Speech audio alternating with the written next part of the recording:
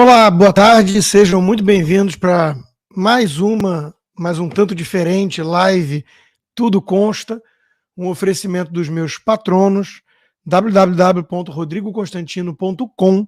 Vai lá, você pode se tornar um patrono, contribuir com esse projeto independente que vai sofrer drásticas mudanças. Ou clicar nesse link aí, ó, rodrigoconstantino.locals.com, melhor ainda do que os patronos, porque agora eu vou tentar concentrar os meus novos projetos, que eu vou mencionar aqui, nessa comunidade do Locals, que, aliás, eu estou testando pela primeira vez entrar ao vivo aqui no Locals também. Ó, só que entrou com a câmera errada e eu preciso aprender como é que muda a câmera.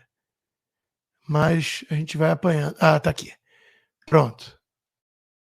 Então, eu estou ao vivo já também lá no Locals e com o tempo a gente vai passar a concentrar as lives direto ali no Locals, na comunidade. Eu vou explicar o que vão ser as lives, porque vai ter uma mudança bastante radical, como eu mencionei.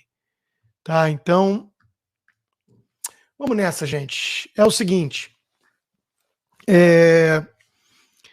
a vida às vezes completa certos ciclos. Eu já me reinventei muitas vezes.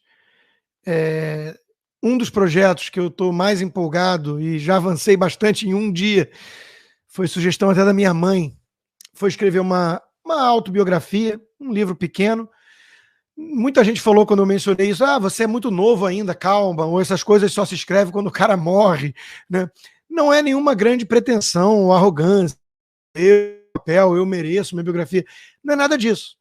É realmente uma forma de concatenar a minha trajetória até aqui, muito mais uma biografia, portanto, intelectual do que qualquer coisa, em que pese eu, obviamente, entrar em alguns assuntos pessoais, até que talvez uma parte do público tenha curiosidade, mas da minha formação e como eu cheguei até aqui. Então eu estou adorando reviver tudo isso, rememorar tudo isso, lembrar dos tempos de juventude, debates acalorados em família, meus tempos de faculdade, de economista, depois mercado financeiro, e como as coisas foram acontecendo para que eu me tornasse esse que vocês hoje conhecem e reconhecem, um jornalista, um comentarista, um ativista de direita, e por aí vai. E aí, quando eu faço isso, é óbvio que eu estou também, de alguma forma, ali e, portanto, dando minha pequena contribuição para um relato, né, que fique desse período de surgimento de um movimento mais incipiente de direita no Brasil, liberal, conservador, né? Então eu participei muito disso, né, dos bastidores, desde sempre. Então eu achei interessante contar essa história, né? Espero que tenha demanda, espero que muita gente queira ler esse livro. Ele não vai ser um livro grande. Outra coisa que eu pensei, eu já passei de 1000 livros, né, de leitura desde que eu comecei a ter a cronologia desses livros. Então eu pensei em colocar num apêndice do livro, da minha autobiografia, essa minha cronologia de leitura, que de certa forma é a minha formação intelectual. Claro que não dá conta de tudo, não pega os cursos que eu fiz, os colóquios que eu participei, os centenas de milhares de artigos que eu li. Muitas vezes eu li muitos autores muito mais por artigo do que livro. Eu dou um exemplo, eu conto isso no livro, mas o Olavo de Carvalho teve influência sobre mim. Eu já fui ali uma fase meio Olavete. Mas eu li um livro do Olavo de Carvalho. Um livro, Jardim das Aflições, que eu nem achei maravilhoso. Mas eu lia muito as colunas do Olavo de Carvalho no site dele.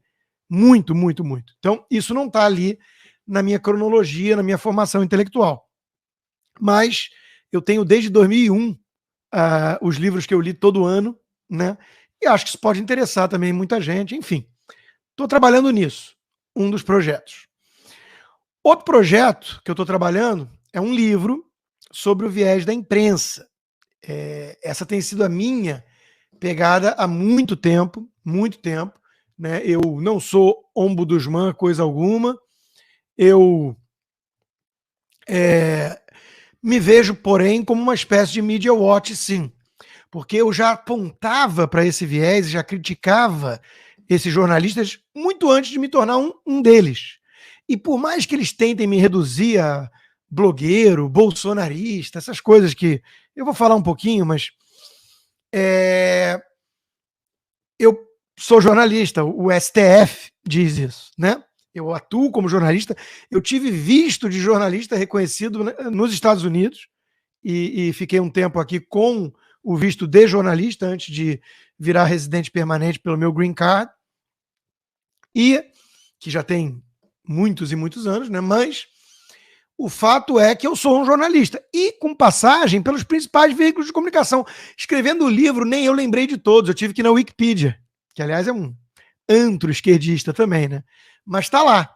Né? Eu não lembrava do Correio do Povo, eu fui colunista do Correio do Povo, Zero Hora, R7 da Record, ou Record, eu nunca sei quem é quem. 6 anos colunista do Globo, 2 anos colunista da Veja, revista Época, revista Isto É, revista Voto, Valor Econômico, numa coluna ali de gestão, né? Jovem Pan, Gazeta do Povo, há mais de 5, 6 anos, a parceria da qual eu mais me orgulho, né, por afinidade de valores e tudo isso. Então, Revista Oeste. Então, assim, eu passei pelo troço todo. É verdade que muitos desses grupos de comunicação eu quero apagar do meu currículo hoje por extrema vergonha, né? Espero que eu não precise apagar um mais recente que me deu essa projeção nacional como um militante, né? Debatedor. E um instantinho só. Tô ao vivo. Tá, já já. Beijo. Então, eu tive passagem por todos eles. Não tem jeito, né? Eu aproveito para fazer um parênteses aqui. A maturidade também, a idade, a experiência vai te dando um pouco mais de tolerância para certas coisas. Eu vejo muita gente implacável em seus julgamentos sumários, né? Eu pego um pouco mais leve. O mundo, existe espaço no mundo para os covardes, para os heróis. Heroes die young, né? O herói, no limite, o herói é aquele que vai para o sacrifício pessoal. Então, são poucos que têm coragem, determinação, ou pouco a perder às vezes, ou uma obsessão tão grande para ir para o ato de heroísmo, que é o extremo sacrifício. E óbvio que a gente vai ter uma gradação aqui de admiração e respeito. Eu admiro muito mais quem se aproxima do heroísmo do que quem é covarde e deixa o monstro do boleto falar mais alto e rapidinho vira ali uma prostituta, né? Uma pena de aluguel. Mas eu não cobro dos outros constantemente atos de heroísmo. Porque ir para o sacrifício, às vezes, significa, né, acabar, morrer. Aliás, eu gosto muito de música, como vocês sabem. Convido todos a seguir o meu canal Rod Constant, do YouTube, que está com 15 mil seguidores já, quase. E eu separei aqui um trecho da música Another Day, do Dream Theater, que eu adoro, até porque o Mike Portnoy, para mim, é um dos grandes bateristas. Ele já saiu, mas enfim. Live another day, climb a little higher. Eu vou traduzir já direto. Viva outro dia, suba um pouco mais alto. Encontre outro motivo para ficar. Cinzas em suas mãos, misericórdia em seus olhos. Se você está procurando por um céu silencioso, você não vai encontrar aqui. Olhe de outra maneira, você não vai encontrar aqui, então morra outro dia. É uma música para dissuadir alguém que está pensando ali, tendo pensamentos suicidas, né? Mas, enfim, no limite, às vezes o ato de heroísmo é isso. Vou bancar, vou peitar de peito aberto tudo e todos e vou morrer como um herói. Heroes die young, né? Então, tem alguns que preferem se recolher os cacos e sobreviver para lutar de outro dia ou de outra maneira. Enfim. Óbvio que eu não consigo admirar prostitutas, né? Pena de aluguel. Mas, enfim, tive passagem por toda a mídia. Me considero um media watch, vejo o viés desses meus pares, vejo a ignorância, a limitação intelectual, a pouca bagagem cultural da imensa maioria, a arrogância de quem se coloca como um guia de um bando de Homer Simpsons, que é como eles enxergam a própria audiência, né? E vejo, pior, todo esse viés progressista, esquerdista, escancarado, mal disfarçado de imparcialidade e objetividade diante dos fatos. E aí é que o bicho pega para mim. Porque eu nunca escondi de onde eu venho. Eu tenho livros sobre isso, eu sou um liberal com orgulho, aí depois eu vou lá, Confissões de um Ex-Libertário, explicando como eu me tornei mais conservador. Então, eu sou sempre transparente com o meu público, todos temos uma visão de mundo. E eu, obviamente, sempre fui pago para emitir opinião, fazer análise. Ou seja, eu era um comentarista enquanto jornalista. Muitos são repórteres, que é uma diferença que nem todo mundo apreende. Eu vejo pelos comentários nas redes sociais. O repórter, ele tem a obrigação de tentar deixar o máximo possível a sua opinião de fora. E o que a gente vê aí é um bando de repórter militante disfarçado. Então, um dos projetos, um dos outros vários projetos que eu estou abraçando agora, é escrever um livro sobre a imprensa, a morte do jornalismo, o viés escancarado de esquerda, a militância e a prostituição, a corrupção da nossa velha imprensa, da mídia. Eu li muita coisa sobre isso, tenho muita experiência porque atuei de dentro, né?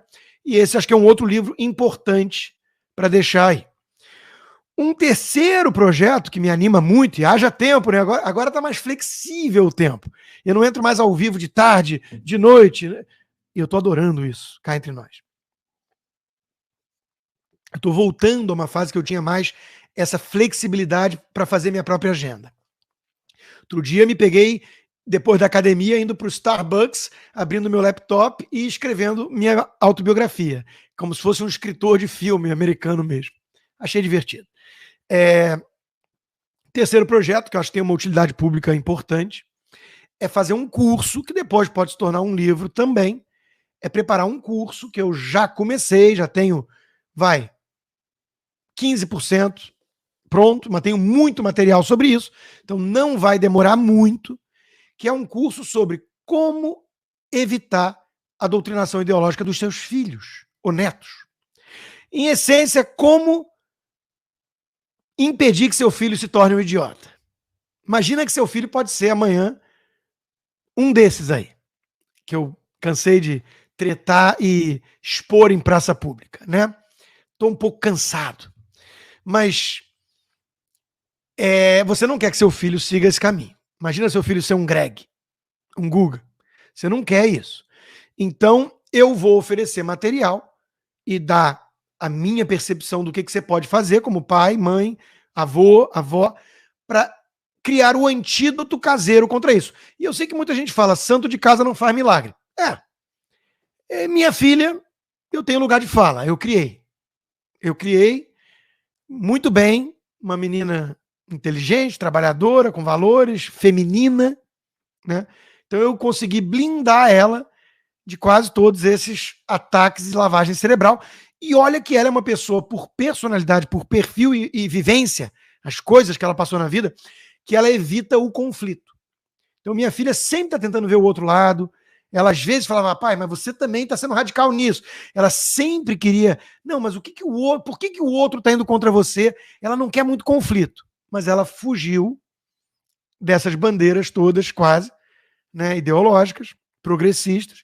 Imagina ter uma filha feminista, né, cruzes. Então, consegui, sim, protegê-la e, portanto, tem um lugar de fala. Então, vou fazer esse curso para auxiliar o meu público, que tiver interesse, obviamente, né, em como eu acho que é possível você proteger os seus filhos. E o quarto grande projeto, que para mim é o principal, e espero pode se tornar meu ganha-pão, e aí eu vou ser uma pessoa mais feliz do que eu era há uma semana atrás, né?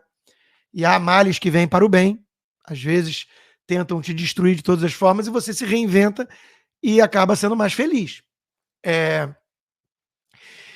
Não tem jeito, eu já pensava nisso há muito tempo. Já conversei com amigos, com pessoas próximas.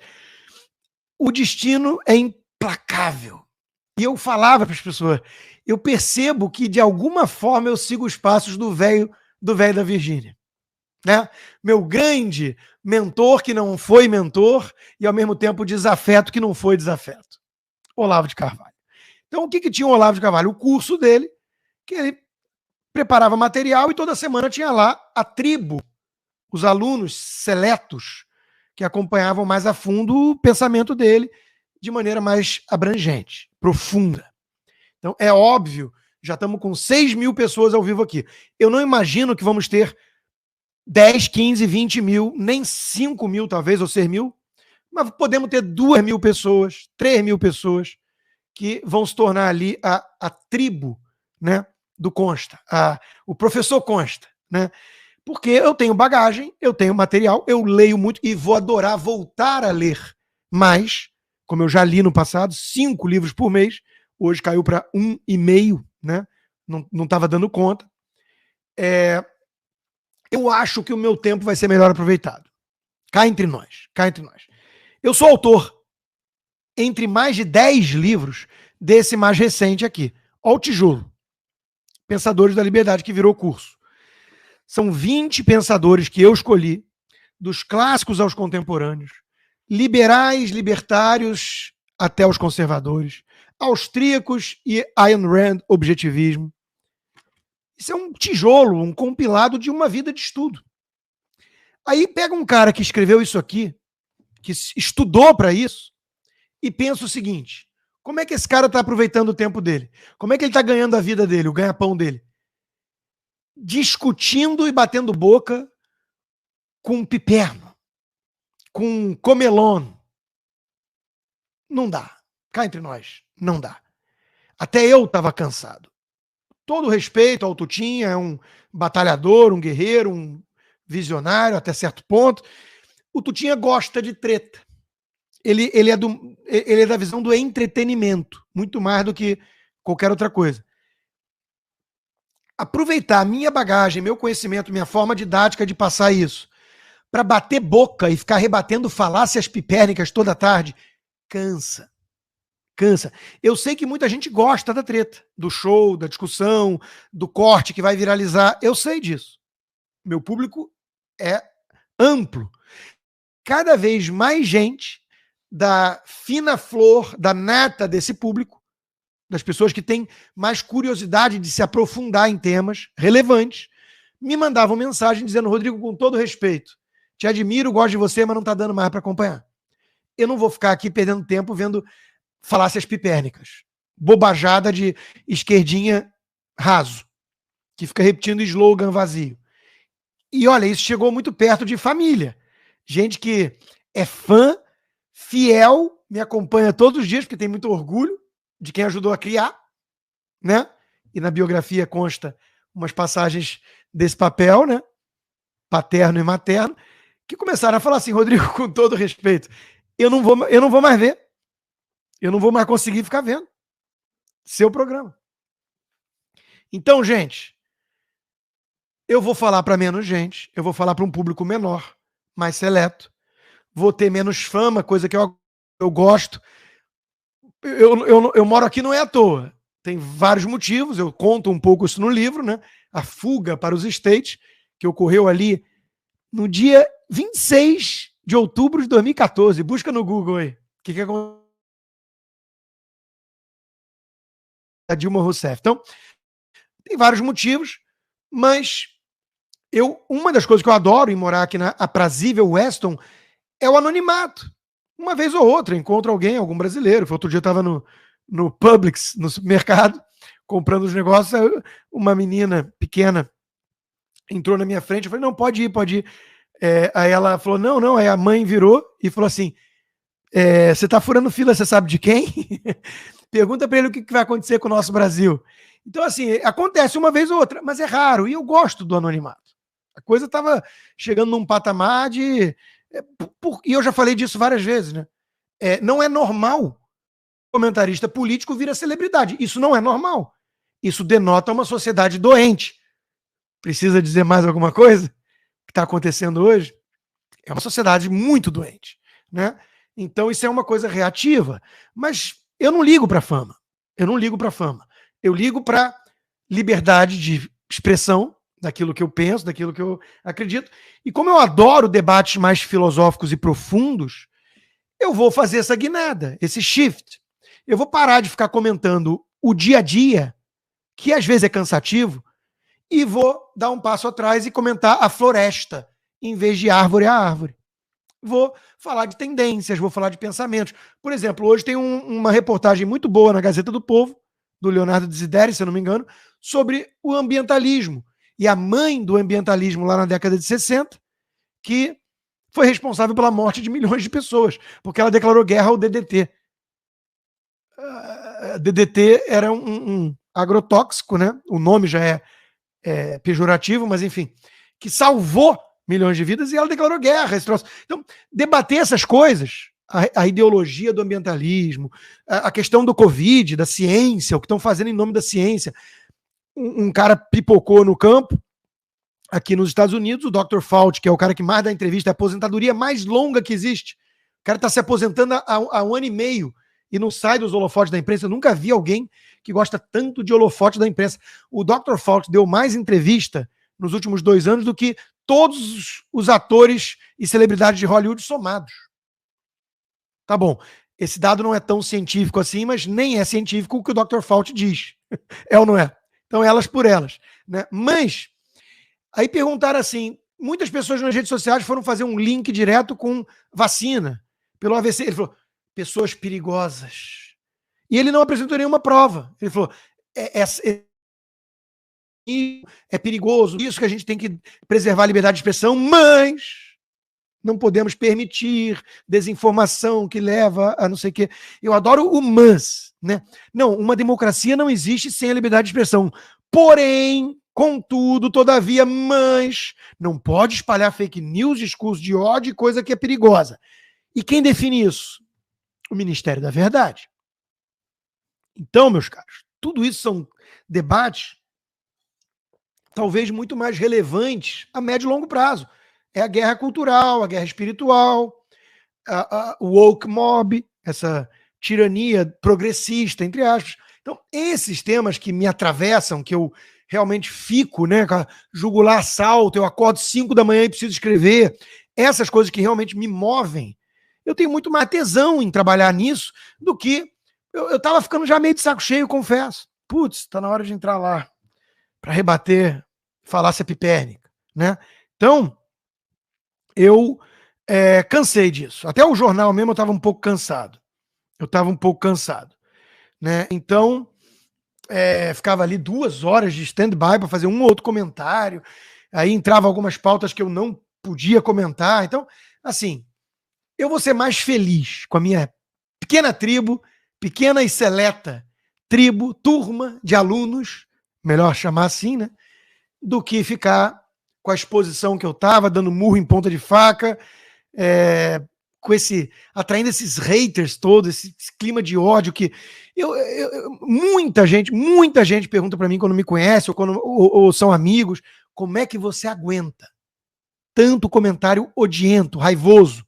E eu sempre dei a mesma resposta, eu não ligo muito. Eu não penso neles. Imagina se eu fosse pautar minha vida no Guga Noblar. Não dá, entendeu? Não dá. É como se eu vivesse preocupado com a barata que apareceu outro dia aqui em casa. Não, ela é insignificante. Se ela aparecer de novo, dou um peteleco e minha vida continua com outros afazeres mais elevados. Então eu não pauto minha vida nessa gente. Mas é óbvio que é uma coisa desgastante, cansativa.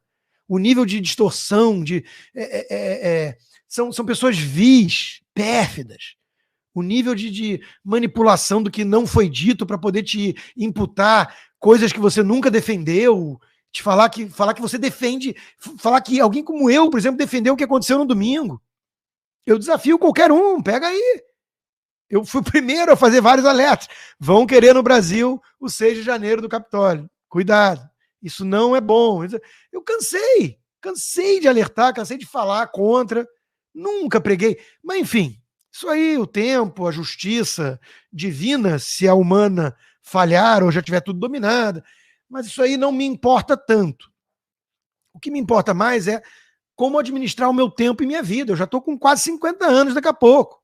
46, mas eu aumentei um pouco, mas eu quero dar esse passo também, junto com as circunstâncias todas, com o cansaço, né? Eu quero dar esse passo. Então, escrevi uma mini autobiografia.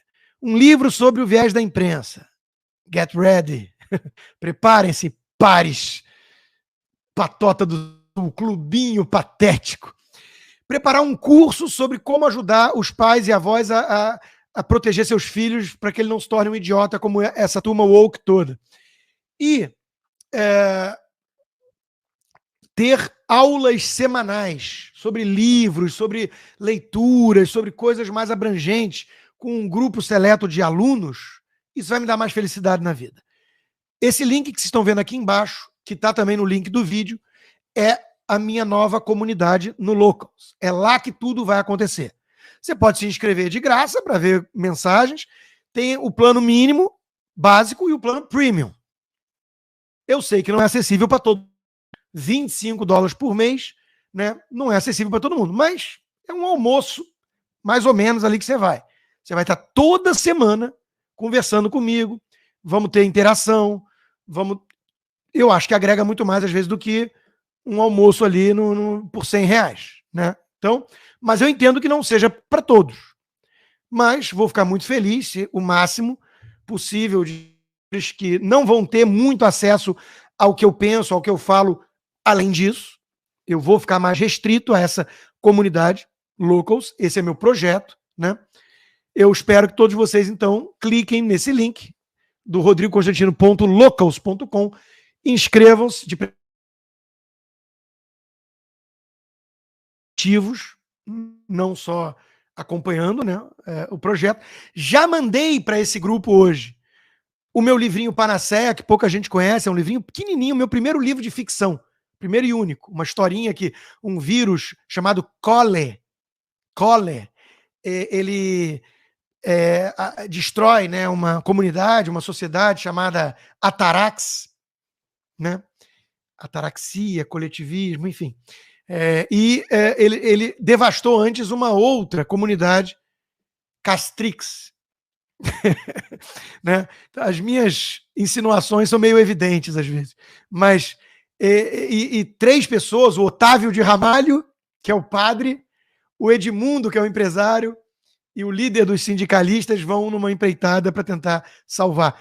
E as primeiras frases que eu coloquei nas epígrafes, né? Os maiores e mais importantes problemas da vida são todos, de certa forma, insolúveis. Eles não podem ser solucionados, mas apenas superados. Carl Jung. Para cada problema complexo, há uma resposta clara, simples e errada. Mencken. Não sou jovem o suficiente para saber de tudo. Oscar Wilde. Todo problema com o mundo é que os tolos e fanáticos estão sempre tão certos de si mesmos, mas as pessoas mais sábias estão tão cheias de dúvidas. Bertrand Russell. Muitos problemas não são resolvidos, eles são substituídos por outras preocupações. Thomas Sowell. Somos condenados a escolher e cada escolha traz o risco de uma perda irreparável. Isaiah Berlin. Ou seja, uma visão mais realista, pragmática do mundo. E no livrinho, no final, fica claro isso, né? Talvez o vírus não tenha cura definitiva, mas talvez a gente consiga mitigar o seu estrago, né? Reduzir o tamanho da destruição causada por um vírus desse. Cole. E tem uma passagem interessante que eu falo do Gilgamesh, né? A epopeia de Gilgamesh, que é uma das histórias mais fascinantes e antigas que a gente tem em contato, porque é da Suméria, né? Quase 4.000 anos atrás. Eu tenho aqui a minha tatuagem, é o logo do Liberty Fund, né? E quer dizer liberdade, a primeira palavra que se tem conhecimento que expressa o conceito de liberdade do alfabeto sumério, né? Então, essa epopeia é bem interessante e eu separei para vocês aqui um trechinho, né? Que eu acho curioso sobre a história do Gilgamesh, né? Gilgamesh era tido como um deus-herói nos poemas sumérios, provavelmente um monarca que talvez tenha existido de fato, comandava os cidadãos de Uruk, né, e teria construído as muralhas de Uruk. Acontece que estavam incomodados com seu excessivo poder dinástico e pediram aos deuses, o povo de Uruk, que lhes mandassem outro ser tão poderoso como Gilgamesh. Enkidu, um selvagem muito forte que vivia entre os animais e tudo, ele foi então criado pelos deuses como um equivalente a Gilgamesh, para que o distraísse e evitasse que ele oprimisse seu povo. Eles entraram numas batalhas, nos desafios, né, homéricos, E Gilgamesh passou a amar Enkidu, porque ele descobriu que tinha alguém que o desafiava, que tornava a vida mais fascinante, né? Porque o resto todo eram réis mortais. Imagina, né? Um ser do Olimpo olhar para alguém, né, tão inferior. E a parte que interessa aqui é a seguinte: eles foram juntos em diversas missões fora de Uruk. Os deuses ficaram descontentes com aquilo que ambos faziam juntos. Derrotaram, por exemplo, o monstruoso guardião das montanhas do cedro, mataram o touro dos céus. Mas eis o que realmente importa. Uruk prosperou durante essa fase toda em que Gilgamesh e Enkidu disputavam para ver quem tinha mais poder. E o que diabos tem a ver com a missão, padre? E olha que o mérito eu dou todo a Otávio de Ramalho aqui, nessa sacada. O padre Otávio de Ramalho, né, disse o seguinte: se não fosse pela fé, ia ser pela sabedoria histórica e mitológica dele, que ele ia ajudar os companheiros. E aí fica evidente. Eles tinham que atravessar ali o Mar Nórdico, que tinha dois monstros perigosíssimos, o Leviatã e o Kraken, né? E eu descrevo aqui um pouquinho de ambos, mas enfim, vocês conhecem provavelmente. Nem que seja pelo Piratas do Caribe, né? O Kraken. E precisamos de algo, então, para criar uma competição entre ambos. Porque se eles tiverem esses desafios e ficarem brigando entre si, esquecerem um pouco os réis mortais que eles dominam, talvez esse povo, deixado em paz, possa prosperar um pouco mais, viver com um pouco mais de liberdade, né? Então, essa é a ideia, né? Enfim, nossa sorte, Pantoja, é que provavelmente existem dois monstros igualmente poderosos no Mar Nórdico. Fosse somente um, creio que não teríamos muita chance de sucesso. Mas se forem dois mesmo, então podemos usar a força de um contra o outro. A vaidade fará o restante. Não são apenas os homens que detestam perder uma competição. Lição moral da história, né? Resumo da ópera. Às vezes é pior ter um tirano absoluto do que dois grandes tiranos. Porque às vezes eles podem brigar entre si para ver quem controla o outro. E aí há uma chance no horizonte do povo ter alguma paz, alguma prosperidade. Que mais? Outra coisa que eu quero ajudá-los aí, utilidade pública também, né? Porque eu tenho meus parceiros e tudo, é com quem quiser tomar a decisão pessoal e absolutamente compreensível. Quem sou eu, que estou há 8 anos agora já nos Estados Unidos, para julgar? Quiser dar um passo de, digamos assim, respirar ares mais livres, né? Eu vou contribuir oferecendo o escritório DM Visaló, com 27 anos de experiência, da doutora Ingrid. Vai lá no Instagram, D de dado, M de Maria, Visaló. Tira suas dúvidas com a doutora Ingrid, fala que chegou a ela por meio de mim. Se você vai precisar, obviamente, de um apartamento, de uma casa, a Torman Caltabiano, que trabalham com a Compass, que é uma empresa de 10 anos que mais cresce nesse mercado imobiliário americano. São duas pessoas que vão fazer um trabalho impecável de concierge e da mais alta confiança. Boto minha mão no fogo. Então vocês vão ser muito bem atendidos e é preciso ter um auxílio decente nisso para não errar, né? E vai precisar fazer remessa de câmbio, a consultoria da FER, do Adilson Góes, o contato está aqui embaixo. Ele também vai poder estar te auxiliando para as remessas e tudo mais. Às vezes, se você estiver na minha situação, nem ele consegue ajudar porque não faz milagre, né? Se a conta está congelada por decisão judicial, não há muito que possa ser feito. Mas tudo bem. Aí a gente dá jeito porque a gente é criativo, honesto, trabalhador, nunca matou uma mosca, nunca cometeu um crime de verdade, né? Então, a gente dá um jeito porque arregaça a manga e não tem medo de trabalho. Mas o que ficou lá, não posso fazer remessa agora, então não tem consultoria que dê jeito. E claro, vou sempre também indicar para vocês os veículos de comunicação independentes que restaram.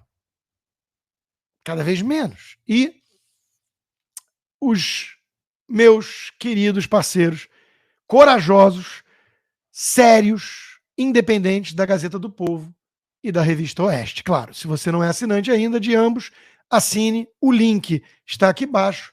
Um recado de cada um deles para vocês agora. A Gazeta é feita de gente que não se contenta em ficar parada. Por isso a gente não é mais só um jornal. Somos um movimento, uma causa que defende as suas causas.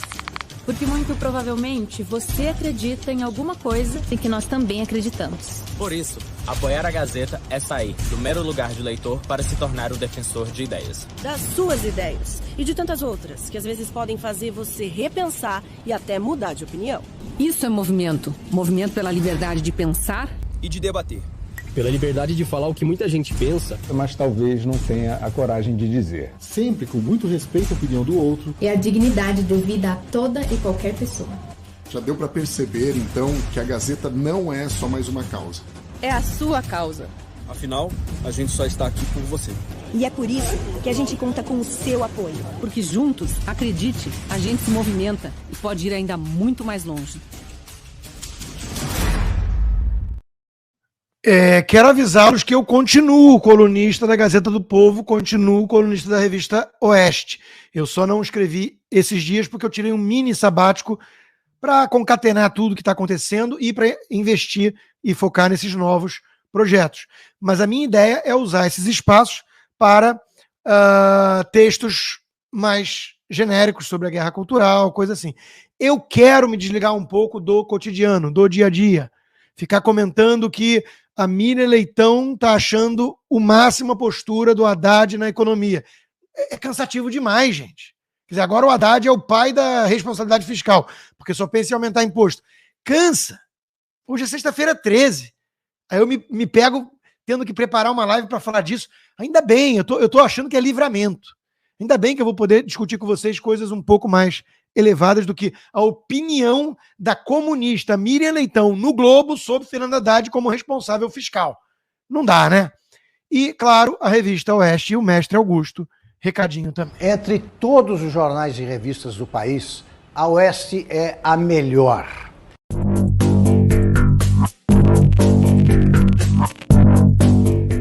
Tem a melhor equipe de jornalistas, publica os melhores textos, tem paixão pela verdade, amor aos fatos e respeito pelos leitores. A Oeste não aceita publicidade oficial. Ela precisa do seu apoio. Assine. Assinem Gazeta do Povo, assinem Revista Oeste, tornem-se um membro de preferência ativo da minha comunidade no Locals, que o link está aqui embaixo.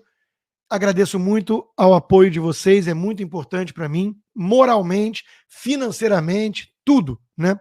Senso de propósito, senso de pertencimento a esse grupo que não desiste, né, e que quer coisas mais nobres, elevadas para o país, para o mundo, família, para si mesmos, né?